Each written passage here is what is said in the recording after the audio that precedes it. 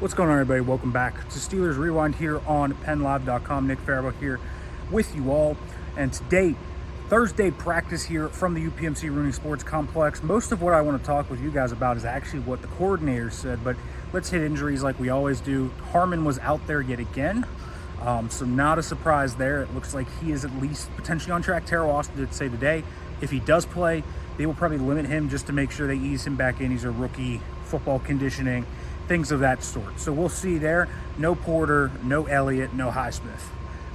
Max Sharping also has a torn ACL. He's out for the rest of the season with that injury. And Teryl Austin, I think, is the story of the day. The way he talked. You know, we talked about scheme and things like that, and how I thought the scheme was hanging guys out to dry.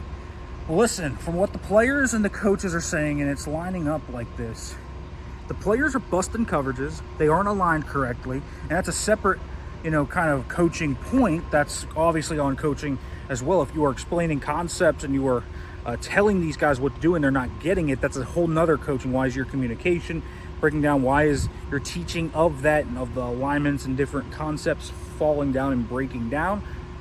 Completely separate topic on the coaching branch, but it is a topic to be discussed. But it seems clear that there have been checks implemented, different kind of coverage things implemented, and they're not being followed by the players. Something is a disconnect there between coach and staff and players, and they need to figure that out very quickly.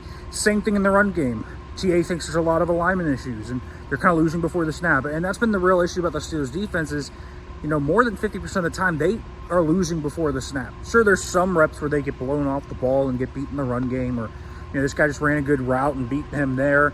But a lot of this is snap kind of, leverage related, communication related, alignment related. All of that needs to be down. And so nonverbal communication, fluid communication.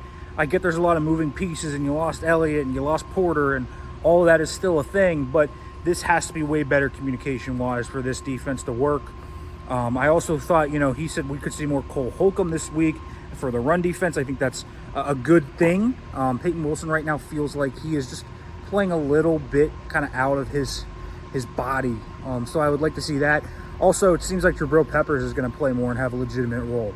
Offensively, Arthur Smith said, they thought the run game started to find a little bit of footing, but it still wasn't good enough. It's kind of one block here. The timing thing is off, but they feel like they're close. And also Darnell Washington, someone that they kind of want to get involved more in the red zone.